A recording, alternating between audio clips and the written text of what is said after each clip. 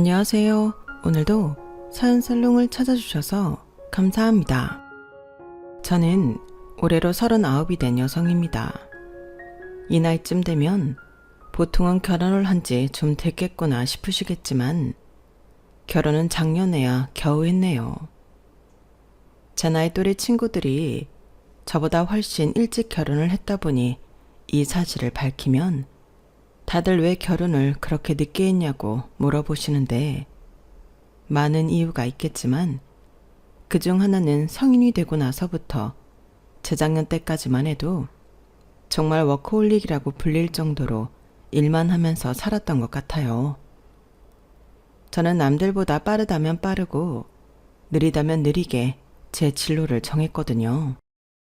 대학생 때 하고 싶은 것도 별다른 목표도 없이 오로지 가야 하니까 간 대학교에서는 어떤 수업을 들어도 등록금을 축낸다는 생각밖에 들지 않았어요.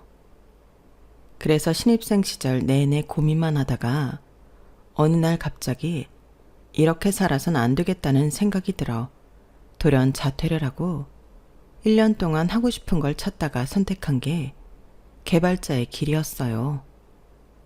어릴 때부터 게임 개발에 관심이 있었거든요. 남들보다는 좀 늦은 감이 있다는 생각은 했지만 그때부터 열심히 공부를 했어요.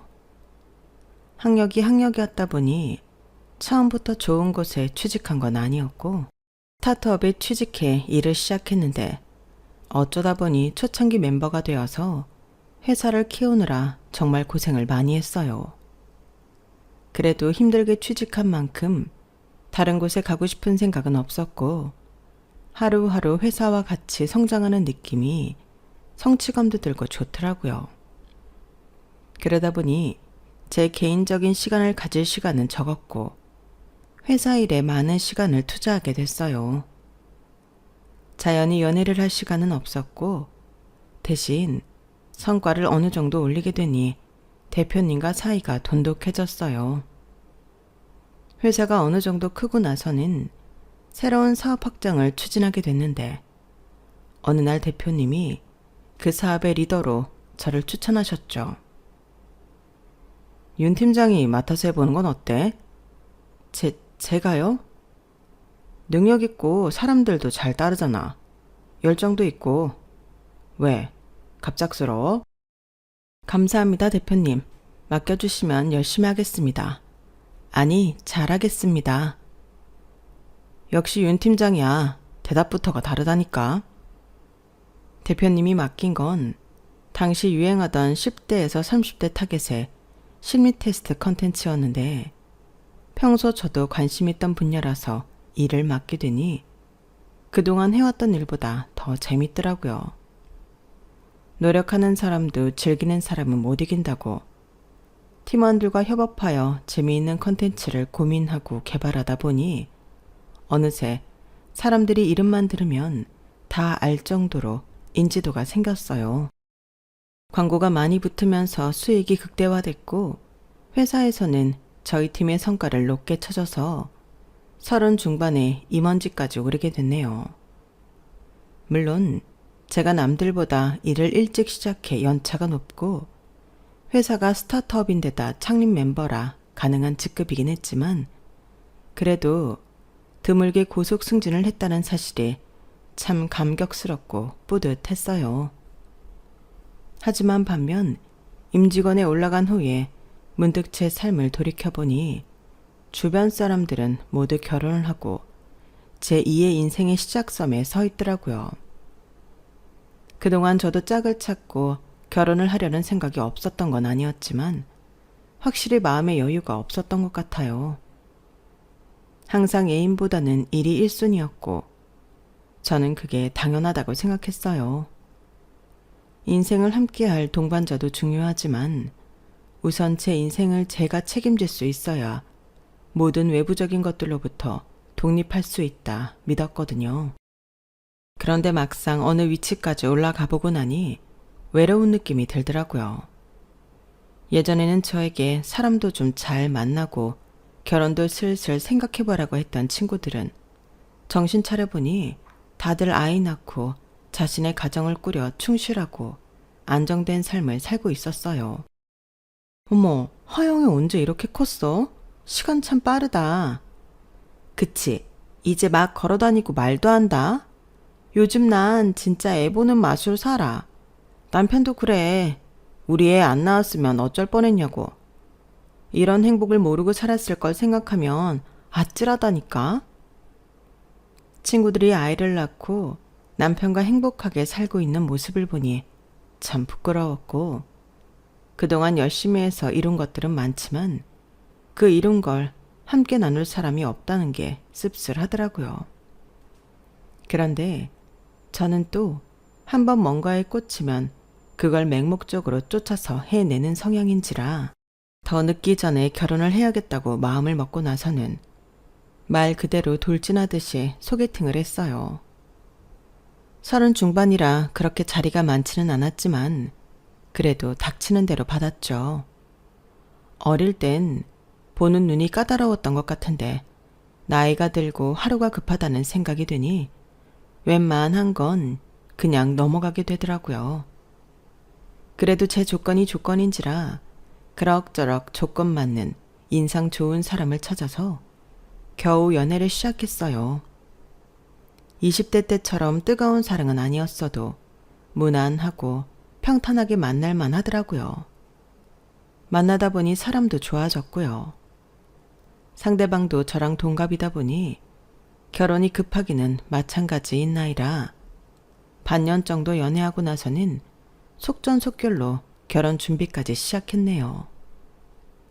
결혼 준비할 때 얼핏 남편 쪽은 꽤나 사는 집안인데 저희 집이 평범한 공무원 집안이라서 시댁 쪽에서 그다지 탐탁치 않아 한다는 느낌을 받긴 했어요.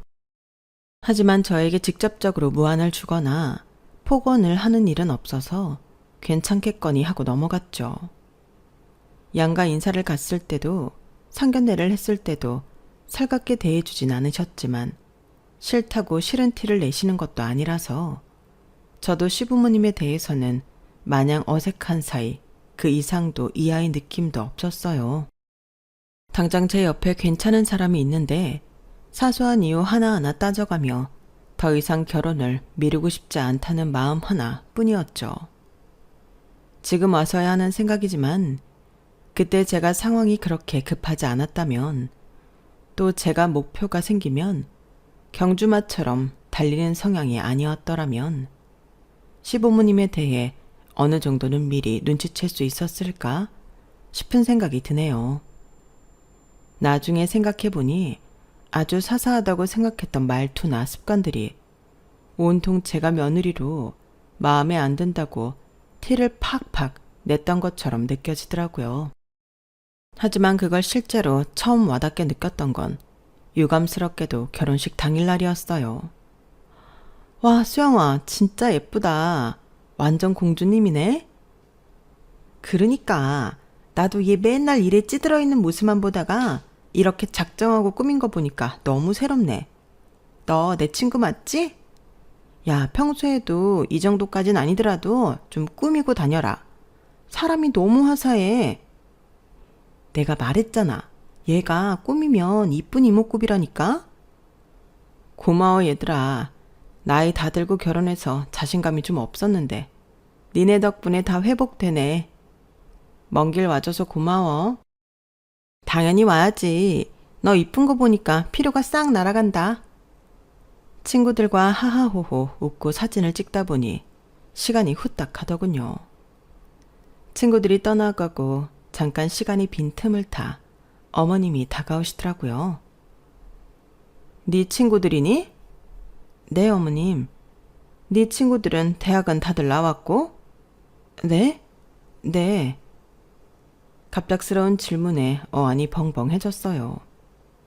네 친구들 대학 나왔냐는 얘기가 결혼식 당일날 신부가 들을 만한 질문은 아니잖아요.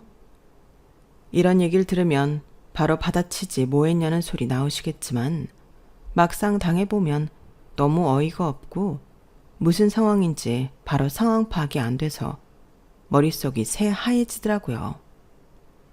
그래서 저도 대처를 한 박자 늦게 했어요. 어머님, 근데 갑자기 그건 왜요? 아니, 너만 대학 안 나온 건가 해서. 그러니까 그게 왜 궁금하신 건데요? 뭐? 얘 좀 봐라. 시애미가 좀 물어볼 수도 있지. 뭘 그렇게 예민하게 되묻고 그래? 네 친구들은 너랑 다르게 세련돼 보여서 그런다. 네? 지들이 더 세련되게 하고 와서는 촌스러운 웨딩드레스 입은 친구 보고 공준이 어쩌니 하는 거 보니까 좀 이상해 보이잖니. 쟤네도 대학을 안 나와서 안목이 없는 건가 했는데 옷차림을 보면 또 그런 것 같지는 않고 그래서 물어본 건데 왜? 내가 못할 질문했니? 어머님. 순간 머리 끝까지 화가 차올랐다가 금방 식혔어요. 어머님이 저에게 그렇게 적대적인 태도를 보인 것도 여태껏 처음이었고 여기서 화를 냈다가는 저만 손해라는 사실을 누구보다 잘 알았으니까요. 지금 생각해도 그 대처는 현명했던 것 같네요.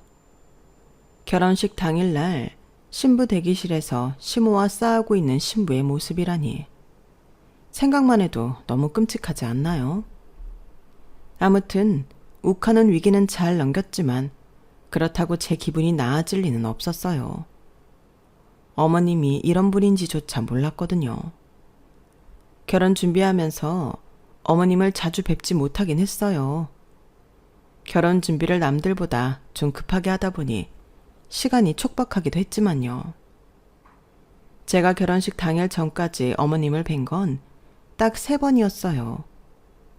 양가 부모님 인사드리러 갈 때와 상견례 때, 그리고 웨딩드레스를 고르러 갈 때요.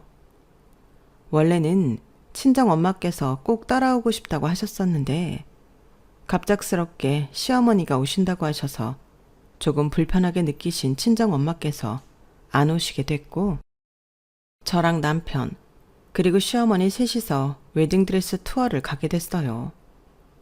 그때 어머님께서 지나가듯 너는 참 얼굴 보기가 힘들다 라는 말씀을 하셨는데 어머님의 갑작스러운 공격을 받고 나니 문득 그 일이 떠오르더라고요. 그땐 솔직히 드레스에 정신이 팔려있기도 했고 그 후로 별 말씀 없으셔서 그렇게 어물쩡 지나갔었어요. 그걸 잘 넘기고 나서가 진짜 문제였죠. 드레스 몇 벌 입어보고 그중에 마음에 드는 걸 추려내는 과정에서 어머님과 약간의 충돌이 있었어요. 예비 신부라면 다들 웨딩드레스 로망은 하나씩 있으실 텐데 제 로망은 팔뚝이 드러나는 튜브탑 드레스였어요. 그 드레스에 잘 어울리는 몸을 만들기 위해서 드레스 투어 전날까지도 열심히 상체 운동과 팔뚝 운동을 했을 정도로 저에게는 정말 꼭 입고 싶은 드레스였죠. 누군가는 드레스 많은데 꼭 그 디자인이어야 하나 할 수도 있겠지만 그동안 이날만을 위해 운동해온 만큼 저는 꼭 입고 싶었어요. 고생한 보람있게 입었을 때 아주 예쁘게 잘 맞더라고요. 남편 반응도 제일 좋았고요. 와, 여보, 진짜 너무 잘 어울린다. 다른 것도 예쁜데 이게 딱 당신 드레스 같아. 그치, 이걸로 할까? 나도 이것보다 더 마음에 드는 드레스는 없을 것 같은데. 좋지, 잘 어울리는데. 당신 마음에 제일 드는 걸로 해야지. 더 볼 필요 뭐 있어. 이걸로 할게요. 직원분께 이야기를 하고 갈아입으려는데 한쪽 구정에서 뭐가 그리 못마땅한지 표정을 구기고 있던 시어머니께서 갑자기 허겁지겁 달려오시더라고요. 뭐야? 설마 이걸로 하려고? 네? 네. 왜 그러세요? 드레스가 이게 뭐냐? 입어보는 거야 자유니까 가만히 있었더니 청숙한 거 남사스러운 거 구분도 못하고 요즘 애들 안 그래도 어깨 다 까진 드레스 입는 것도 꼴 보기 싫어 죽겠던데 넌 하물며 소매는커녕 어깨끈도 없는 이런 요사스러운 드레스를 입겠다는 거야? 네? 어머님, 이거 요즘 유행하는 드레스예요. 별로 요사스러운 것도 아니고 남사스러운 것도 아니고 그냥 평범한 디자인이에요. 반팔 드레스보다야 노출이 좀 있다고 느끼실 수 있겠지만 특별히 가슴 쪽이 파인 것도 아니고 그냥 신부들이 많이 입는 스타일이에요. 많이 입기는 너 내 나이가 되면 결혼식을 얼마나 많이 가는 줄 알기나 하고 하는 말이니? 이렇게 아무것도 없는 드레스 입고 결혼하겠다는 사람은 처음 본다. 예, 이럴 거면 이불로 몸을 둘둘 감싸고 결혼하지 그러니? 별로 다를 것도 없어 보이는데. 엄마, 무슨 말씀을 그렇게 하세요. 예쁘기만 한데. 너는 네 마누라니까 이뻐 보이겠지. 온 집안 어른들 다 참석하는 자리에 저러고 오면 세상 어떤 어른이 달갑게 봐? 결혼식이 젊은이들끼리 하는 파티면 나도 아무 말 안 한다. 이건 집안 어른들도 다 참석하는 행사니까 내 말 듣는 게 나아. 웬만하면 아까 맨 처음에 입었던 반팔 드레스로 해라. 내가 뭐 목까지 꽉 막혀있는 긴팔 드레스 입으라는 소리가 아니잖니. 이 정도는 양보할 수 있지 않니? 순간 숨이 꽉 막힌 듯 답답한 기분이 들었지만 애써 웃는 얼굴로 대답을 했어요. 어머님, 다른 건 다 양보해도 어떻게 웨딩드레스를 양보해요. 결혼식은 그래도 신부가 주인공인 날이잖아요. 이날만큼은 제가 원하는 거 있게 해주세요. 평소에 어머님이나 어른들 뵈러 갈 땐 당연히 단정하게 입죠. 한 번뿐인 결혼식인데 제 소원 좀 풀게 해주세요. 아니, 고작 그런 거 입는 게 네 소원이냐? 네, 다른 건 다 어머님 하자는 대로 해드릴게요. 드레스만큼은 그러려니 해주세요. 그래, 엄마. 엄마가 괜히 민감하게 구는 거라니까. 저 정도는 요즘 어딜 가나 다 입는 거야. 그러니까 내가 그냥 따라오지 말고 집에 있으라고 했잖아요. 오면 괜히 이리저리 간섭하고 싶지. 엄마 때문에 장모님은 딸 드레스 여러 벌 입어보는 거 구경도 못 하셨는데 원하는 드레스도 못 입게 하면 되나. 다행히 남편이 제 편을 잘 들어줘서 큰 갈등은 없었어요. 어머님은 남편의 말에 심기가 불편한 듯 헛기침 몇 번 하시고는 마음대로 해라. 마음대로들 해. 하고는 자리를 뜨셨거든요. 그렇게 가버리시니 제 마음이 편하진 않았지만 자신이 알아서 잘 달래보겠다는 남편의 말에 더는 신경을 쓰지 않았고 그 뒤로 결혼식 날 뵙게 된 거였어요. 제 입장에선 다 잘 해결된 줄 알았는데 어머님께서 하필 저렇게 결혼식 당일날 일부러 그러시듯 제 신경을 긁는 말씀을 하시니 기분이 몹시 상할 수밖에 없었죠. 하지만 결혼식이 시작되고 나니 기분 나빴던 건 싹 잊혀졌어요. 눈물이 글썽글썽한 저희 부모님 얼굴을 보니 나빴던 감정은 싹 사라지더라고요. 사랑하는 사람들의 축하 속에서 버진 로드를 걷고 행복한 감정에 취해 있다가 결혼식이 다 끝나고 나서야 시어머니의 얼굴이 다시 제대로 보였어요. 기분 탓인지는 몰라도 그때 저를 바라보던 어머님의 표정은 아직까지 잊혀지지 않을 정도로 냉랭했어요. 어머님과 대놓고 싸운 것도 아닌데 저를 저렇게 대하는 이유를 도저히 모르겠더라고요. 만난 것도 손에 꼽아서 어머님과 제 사이에 에피소드라고는 고작 드레스샵에서 있었던 일이 전부인데도요. 그래서 신혼여행을 가는 비행기 안에서 남편에게 슬쩍 물어봤죠. 여보, 근데 어머님이 나 별로 안 좋아하셔? 응? 갑자기 그게 무슨 소리야? 아니, 그전까지는 몰랐는데 어머님이 오늘 이상한 소리를 좀 하셔서 그리고 나 보시는 눈도 좀 차가운 것 같고. 이상한 소리? 무슨 소리? 갑자기 내 친구들 보시더니 친구들 학력을 물으시더라고. 내 웨딩드레스 칭찬한 친구들 안목이 의심된다면서. 뭐? 엄마가 그랬어? 엄마 아직도 그때 일로 꽁에 있으신가 보네. 됐어. 당신은 신경 쓰지 마. 그냥 엄마가 원하는 드레스 안 입었다고 당신한테 심술 내는 거야. 그냥 이대로 넘겨도 되는 거야? 난 솔직히 아까 심장이 다 철렁했어. 어머님이 나한테 너무 공격적으로 대하셔서. 그러게, 엄마는 그런 건 좀 나중에 말씀하시지. 왜 결혼식 당일에 말씀하시냐? 많이 놀랐겠다. 다시 떠올리니 불쾌한 기억도 남편이 반응을 잘해주고 공감해주니 또 그렇게 금방 잊혀지더라고요. 지금 생각해보면 제가 참 단순했던 것도 문제였던 것 같기는 하네요. 시어머니가 이상하다는 생각을 하기는 했지만 그때도 그렇게 심각하게 생각하지는 않았어요. 남편 말대로 그냥 잠깐의 심술이라고 생각을 했죠. 하지만 어머님은 제 어떤 점이 그렇게 마음에 안 드셨던 건지 결혼 생활이 본격적으로 시작되자마자 안 하시던 연락이 잦아지셨어요. 문제는 그 연락이 대부분 보통은 한참 자고 있을 새벽에 이뤄진다는 거였어요. 남편 말로는 어머님이 엄청난 아침형이라고 하더라고요. 새벽 4시에서 5시 사이에 전화가 오니 정말 미치겠더라고요.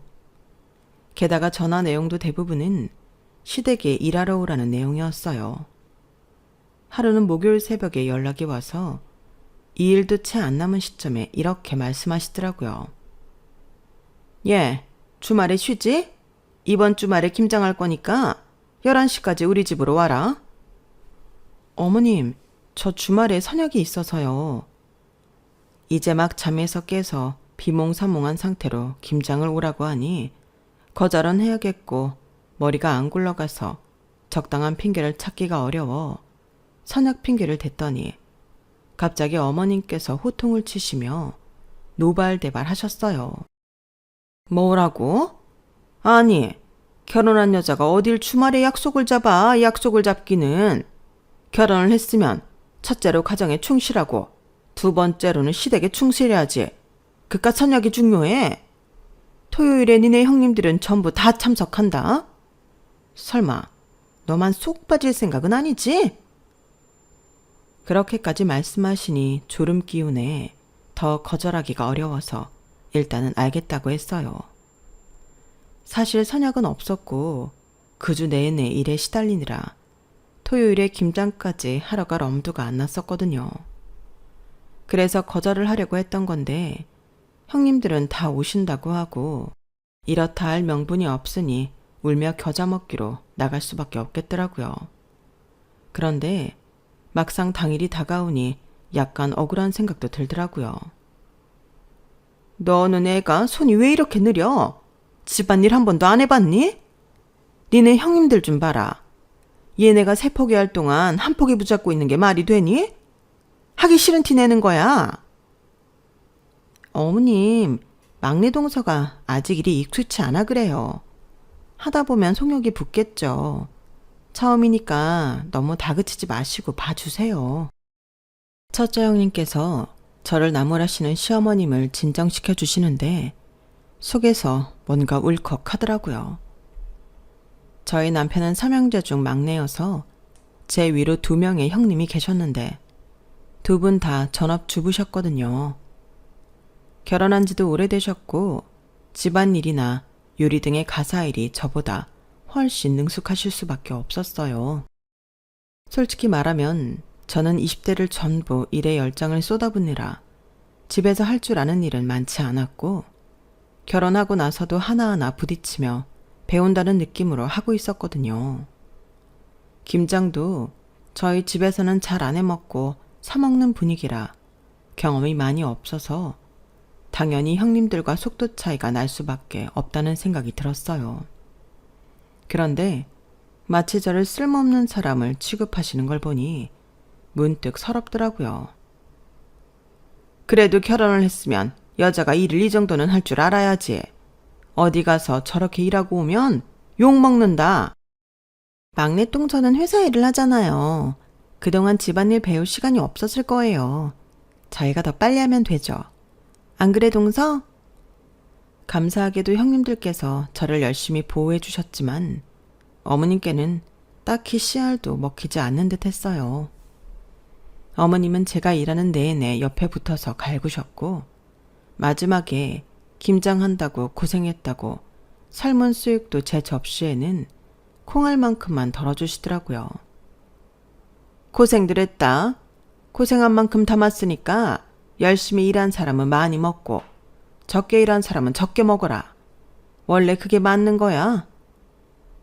순간 저도 모르게 표정이 어두워졌지만 형님들이 어색한 미소로 분위기를 적당히 넘긴 뒤 어머님이 보시지 않는 틈을 타 저에게 고기를 더 덜어주시더라고요.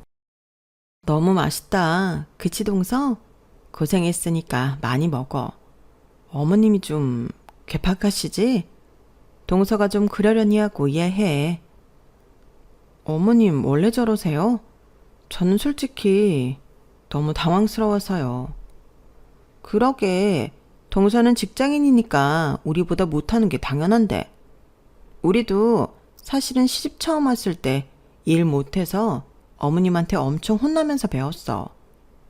우리 둘은 시집 온 시기가 거의 비슷해서 같이 혼나면서 배웠다지만 동서는 전업주부가 아니니까 딱히 그럴 필요도 없을 것 같은데 왜 그러실까? 이런 대화를 하면서도 개인적으로 좀 답답했던 건 형님들이 착해도 너무 착하고 순하다는 거였어요. 사실 전업주부던 직장인이던 시어머니가 며느리를 집안일 미숙하다고 혼내는 게 당연한 건 아니잖아요. 좋게 말하면 긍정적인 걸 수는 있지만 형님들은 어차피 배워두면 좋은 거다 생각하고 어머님의 갈굼을 함께 견뎌오신 것 같더라고요. 두 형님들께서 그렇게 견뎌내셨으니 어머님 입장에선 제 태도가 반항적이라고 느끼실 수도 있겠다는 생각은 들더라고요. 그렇다고 저는 형님들처럼 부당한 대우를 가만히 견디고 싶지는 않았어요. 수유까진 어찌저찌 형님들의 달램을 통해 넘어갔는데 어머님께서는 마지막 집에 갈 때까지 저에 대한 차별을 멈추지 않으시더라고요. 자, 너는 느릿느릿해서 많이 못했으니까 한 포기만 가져가라. 저희가 그날 김장을 정말 꽤 많이 했거든요. 각자 10포기씩은 한 것 같은데 다 어디 가고 형님들에겐 5포기씩 주고 저는 딸랑 한 포기 주시는데 순간 열이 확 올랐어요. 어머님, 제가 형님들에 비해서 빨리 일을 못한 건 맞지만 딸랑 한 포기 가져갈 정도로 일을 못하진 않았잖아요. 제가 한 것만 해도 8포기 정도는 될 텐데 어떻게 손 느리다고 딸랑 한 포기만 주세요. 이거 저만 먹는 것도 아니고 어머님 막내 아들도 같이 먹는 거예요. 뭐? 그러게 누가 일을 그렇게 느리게 하래? 자기가 일을 못해놓고 누구 탓을 하는 거야? 그래놓고 감히 내 아들을 들먹여? 내 아들 잘 먹이고 싶었으면 네가 뼈 빠지게 일을 했었어야지. 너 직장인이라는 핑계로 일 못한다면서 남들보다 일 적게 하는 거 그게 얼마나 악질적인 건 줄 알기나 알아? 형님들이 가만히 이해해주고 있으니까 그게 진짜 당연한 건 줄 알아? 까불지 말고 주는 대로 받아. 참, 그렇게까지 말씀하시는데 더 우겨서 받아내기도 치사하고 옆에서 곤란해하며 말리시는 형님들 생각하니 더 감정 상하고 싶지 않아서 관뒀어요. 그냥 다음부터는 오지 말아야겠다는 생각뿐이었죠. 하지만 어머님은 이런 식으로 하루 또는 이틀 전 새벽에 일방적인 통보로 시댁에 집합시키는 일이 점점 잦아지셨어요. 하루는 김장, 하루는 대청소, 하루는 집안 수리 등등 핑계는 셀 수도 없이 다양하더라고요. 형님들 다 오는데 설만 너만 안 올 거냐는 압박 때문에 몇 번 더 참석했지만 저도 회사 일이 바빠지는 시즌이 다가오니 더 이상은 무리해서 나가고 싶지 않더라고요. 어머님, 죄송하지만 저 이번엔 정말로 못 갈 것 같아요. 그리고 웬만하면 점심시간 때쯤 연락해 주시면 좋겠어요. 저는 이때 전화를 받으면 너무 일찍 깨서 일할 때 너무 힘이 들어요. 부탁 좀 드릴게요. 뭐? 내 살다 너처럼 회사 다닌다고 유세 떠는 인간은 처음 본다. 형님들은 이 시간에 전화 받을 거 다 받고도 찍소리를 안 하는데 혼자 뭐? 점심시간 때 연락을 하라고? 내가 며느리한테 할 말이 있다는데 시간까지 확인해가면서 눈치 보고 말해야 돼? 그게 아니라요, 어머님. 그 시간에 다른 분한테 전화를 해보세요. 받으시나. 며느리들이니까 이 시간에 전화해도 받는 거죠. 아니면 저 말고 남편한테 전화해서 전달해 주세요. 아들이니까 더 편하실 거 아니에요. 너는 대체 예뻐할 구석을 눈 씻고 찾아볼 래도 없다. 평생 보고 살 거 말이라도 좀 예쁘게 하면 덧나니? 그냥 너한테 연락하지 말라 이거니? 나도 너 와서 일조차 똑바로 안 하는 거 보면 내 속이 다 터지고 꼴도 보기 싫은데. 그렇다고 소외시키기도 그래서 부르는 거야. 내가 뭐 너 예뻐서 부르는 줄 알아? 정말 새벽에 그런 폭언들을 들으니 저도 이성이 확 날아가더라고요. 차라리 어머님과 대판 싸우고 연을 끊는 한이 있더라도 할 말은 해야겠다 싶은 생각이 확 들었어요. 네, 어머님. 그러면 저 안 부르시는 게 어머님한테도 좋으시겠네요. 저도 어머님 속이 그렇게 썩으신다는데 굳이 얼굴 비춰서 어머님 힘들게 해드리고 싶진 않아서요. 아쉽지만 어쩔 수 없죠. 집안 행사 있을 때만 나갈게요. 너는 지금 그걸 말이라고 해? 기가 막혀. 얘가 아침부터 시애미 혈압을 확 올리네. 그래, 너 잘났다. 너 집안 행사 때 놓을 필요 없다. 한 번이라도 우리 집에 오기만 해봐. 내가 가만 안 둘 테니까. 네, 어머님. 건강하시고 행복하세요. 짜증이 나서 저 말만 하고 확 끊어버렸어요. 그 뒤로 어머님께 전화가 몇 통 더 왔는데 차단해버렸네요. 이래도 되나 싶은데 저도 업무 스트레스가 과다한 상태에 잠도 부족한데 새벽 4시에 저런 전화를 받고 있으니 감정 조절이 잘 안 되더라고요.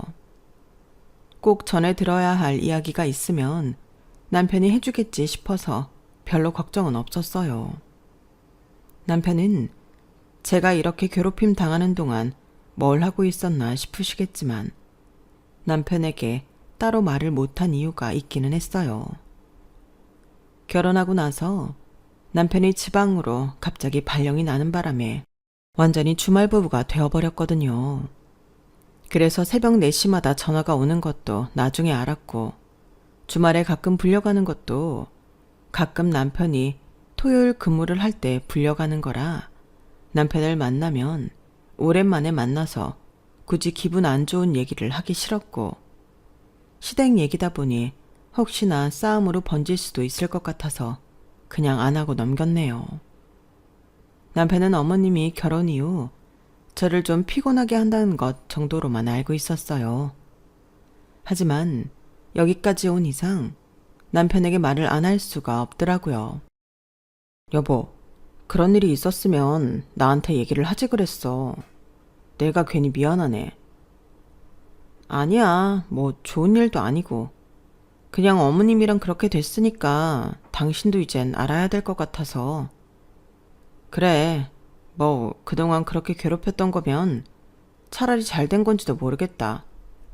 집안 행사엔 나 혼자 참석할게.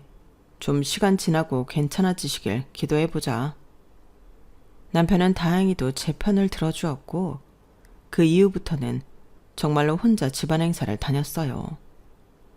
시어머니야 차단한 지 오래니 연락을 하고 싶어도 못하셨지만 제가 시댁에 발길을 끄느니 의외로 형님들에게서 연락이 번갈아 오더라고요.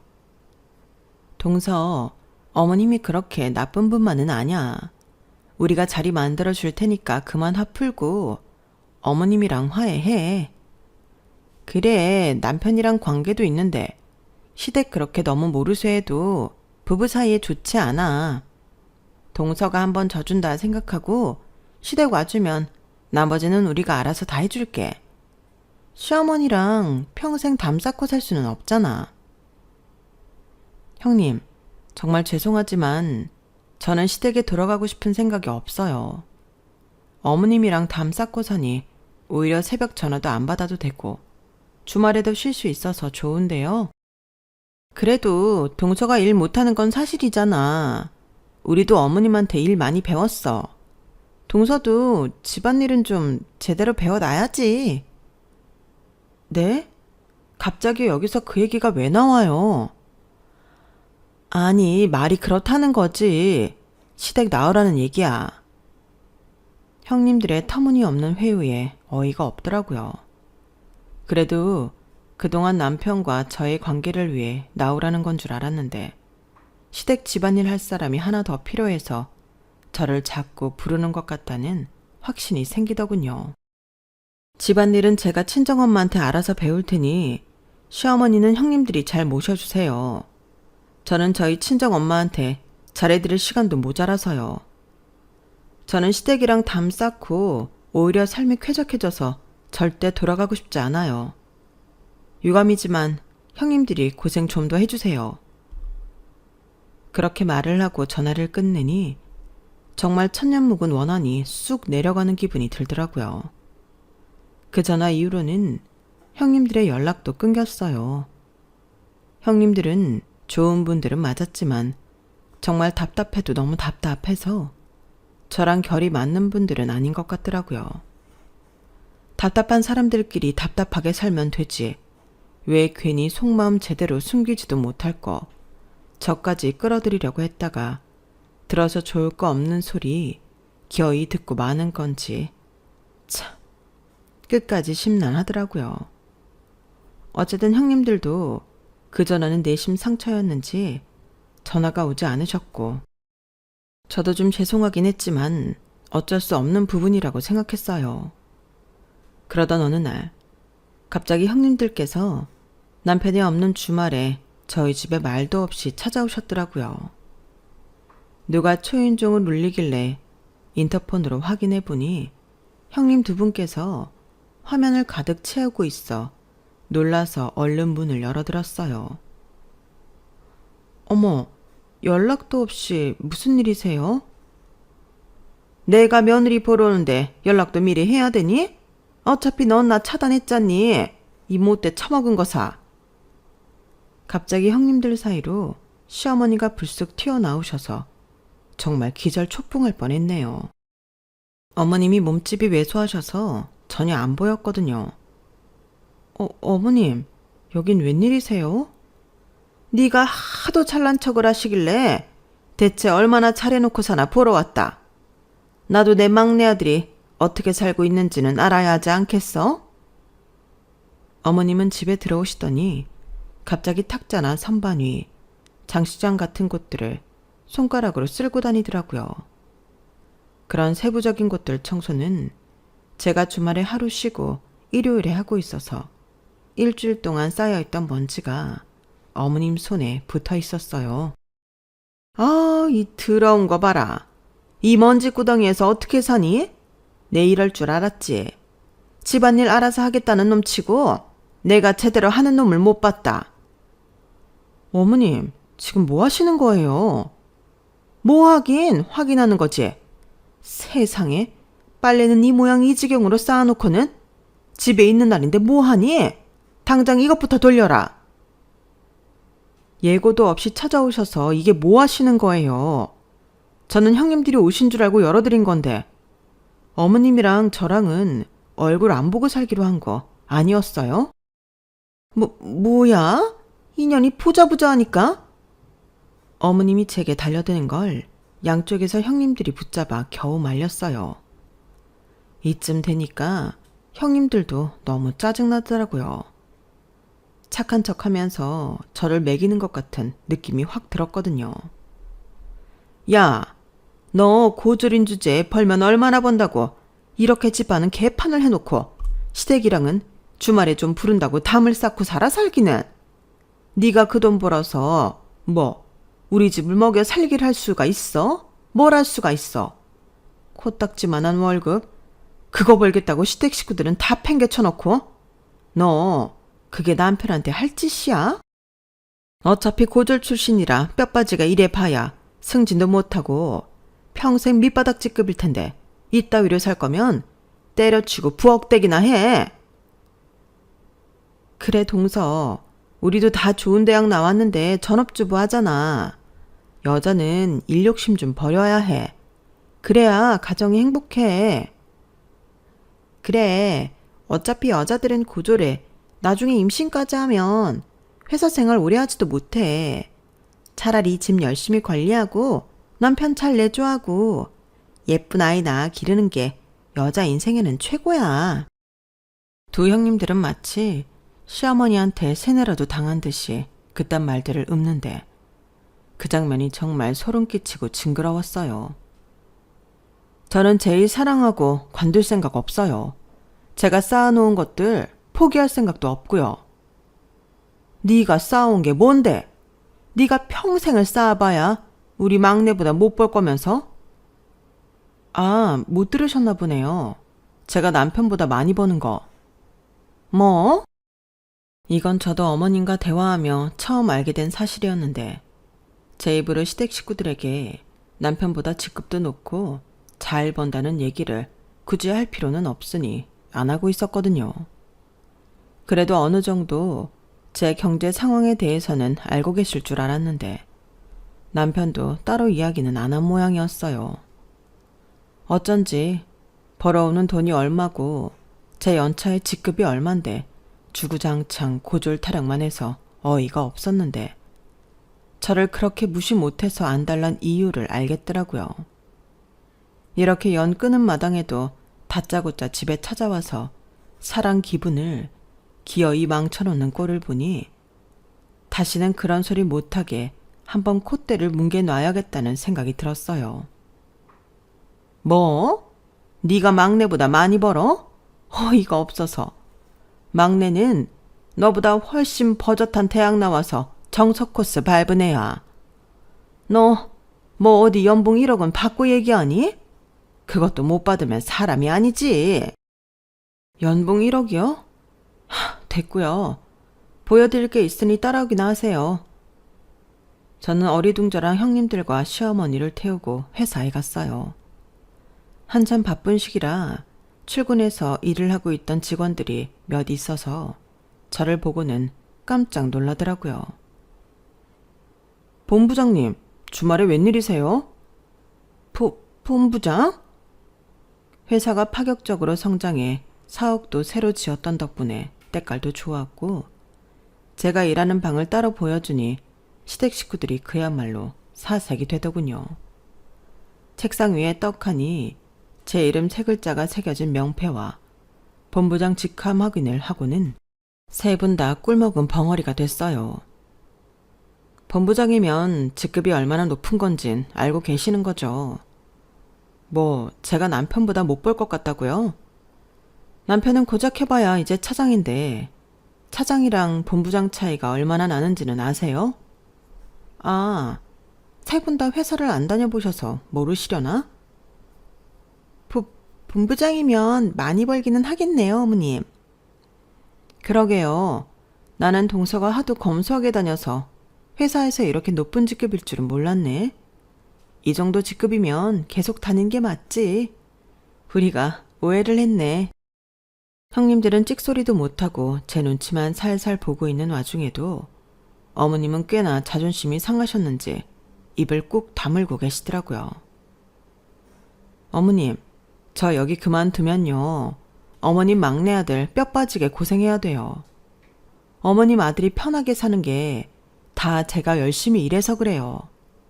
저 그만두면 남편이 가끔 갖다 드리는 목돈도 없어지는 거예요. 이제 아시겠죠? 그래, 뭐 생각보단 제법 하고 사는구나. 그럼 저 여기 계속 다녀도 되겠죠? 방해 안 하실 거죠? 그래. 고졸이라고 무시도 안 하실 거고요. 그래, 알았다. 알겠다고. 어머님은 갑자기 역정을 내시더니 방을 휙 나가버리셨어요. 남아있는 형님들은 서로 어색하게 바라보더니 어머님을 붙잡는 신용을 하러 급하게 나가더군요. 어머님 어디 가세요? 셋 다 벙쪄서 저러고 있는 꼴을 보니 정말 기가 막히고 어이가 없어서 뒤늦게 웃기더라고요. 그날 이후로는 정말로 연락이 싹 끊겼어요. 형님들한테 마저도요. 굳이 이렇게까지 해야 되나 싶기도 하지만 이렇게라도 하지 않았으면 아직도 시달렸을지도 모른다고 생각하면 아찔하네요. 사람을 학력만 보고 무시하더니 차라리 잘 됐어요. 나이 들면 무언가 잘못된 점이 있어도 주변에 고쳐주려는 사람도 적고 그럴 기회도 없는데 어쩌면 밖에서는 못 얻을 가르침을 제가 대신 드린 게 아닌가 싶거든요. 본인들이 어떤 세상에 살고 있는지 몰라도 사람들이 생각보다 꽤나 다양한 모습으로 자신만의 길을 가고 있다는 걸 저 고리타분한 사람들이 깨우치는 계기가 됐다면 좋겠네요. 그럼 며느리들과의 관계도 더 좋아질 수 있을 텐데요. 제 이야기는 여기까지입니다. 소중한 가족들과 소중한 마음 나누시면서 행복하셨으면 합니다. 여러분, 사연 댓글에 응원과 현명한 조언 부탁드려요. 좋아요와 구독은 저에게 큰 힘이 됩니다. 오늘도 좋은 일 가득하세요.